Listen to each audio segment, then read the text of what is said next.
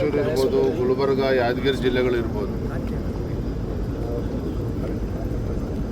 12% ಮಳೆ ಆಗಿರುವಂಥದ್ದು.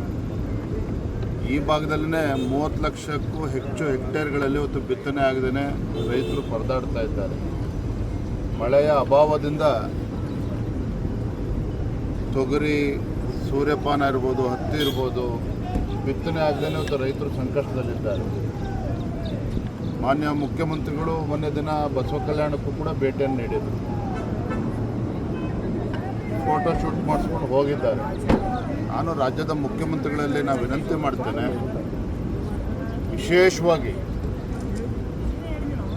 ಉತ್ತರ ಕರ್ನಾಟಕದ ರೈತರು, ಕಲ್ಯಾಣ ಕರ್ನಾಟಕದ ರೈತರು ಸಂಕಷ್ಟದಲ್ಲಿರುವಂಥ ಸಂದರ್ಭದಲ್ಲಿ ಕನಿಷ್ಠ 50,000 ರೂಪಾಯಿ ಒಂದು ಎಕರೆಗೆ ಪರಿಹಾರವನ್ನು ನೀಡಬೇಕಾಗ್ತದೆ. ಈ ನಿಟ್ಟಿನಲ್ಲಿ ರಾಜ್ಯ ಸರ್ಕಾರ ತಲೆ ಕೆಡಿಸ್ಕೋಬೇಕು, ರೈತರ ಒಂದು ಸಮಸ್ಯೆಗೆ ಸ್ಪಂದನೆ ಮಾಡುವಂಥ ಕೆಲಸ ಮಾಡಬೇಕು ಅಂತೇಳಿ ನಾನು ಆಗ್ರಹ ಪಡಿಸ್ತೇನೆ. ಮೊನ್ನೆ ಬಸವ ಕಲ್ಯಾಣ ಕೂಡ ಭೇಟಿಯನ್ನು ನೀಡಿದಾಗ ಉಳಿದಿರ್ತಕ್ಕಂಥ ಹಣವನ್ನು ಬಿಡುಗಡೆ ಮಾಡ್ತೇನೆ ಬಸವ ಕಲ್ಯಾಣದ ಅಭಿವೃದ್ಧಿ ದೃಷ್ಟಿಯಿಂದ ಅಂತ ಹೇಳಿದ್ದಾರೆ. ಅನುಭವ ಮಂಟಪಕ್ಕೆ ತಮ್ಮೆಲ್ಲರೂ ಕೂಡ ನೆನಪಿದೆ, ಹಿಂದೆ ಭಾಜಪ ಸರ್ಕಾರ ಇದ್ದಾಗ ಸನ್ಮಾನ್ಯ BS ಯಡಿಯೂರಪ್ಪನವರು ಭಾಳ ಮುತುವರ್ಜಿ ವಹಿಸಿ 100 ಕೋಟಿ ರೂಪಾಯಿಗಳನ್ನು ತತ್ಕ್ಷಣ ಬಿಡುಗಡೆ ಮಾಡಿ, 200 ಕೋಟಿ ರೂಪಾಯಿಗಳನ್ನು ತತ್ಕ್ಷಣ ಬಿಡುಗಡೆ ಮಾಡಿ, ಸುಮಾರು 500 ಕೋಟಿ ರೂಪಾಯಿಯಷ್ಟು ಪ್ರಾಜೆಕ್ಟ್ ಆಗಿರುವಂಥದ್ದು. ಆದರೆ ಯಾಕೋ ಏನೋ ಕಳೆದ 3 ವರ್ಷದಲ್ಲಿ ರಾಜ್ಯದ ಕಾಂಗ್ರೆಸ್ ಸರ್ಕಾರ ಇದ್ರ ಬಗ್ಗೆ ತಲೆ ಕೆಡಿಸ್ಕೊಳ್ಳಿಲ್ಲ. ಈ ಭಾಗದ ಜನರು ಒತ್ತಾಯ ಮಾಡಿದಾಗಲೂ ಕೂಡ ಅದ್ರ ಬಗ್ಗೆ ಏನು ಚಕಾರವೂ ಕೂಡ ಎತ್ತಿಲ್ಲ. ಈಗ ಮಾನ್ಯ ಮುಖ್ಯಮಂತ್ರಿಗಳು ಅದ್ರ ಬಗ್ಗೆ ಚರ್ಚೆ ಮಾಡಿದ್ದಾರೆ.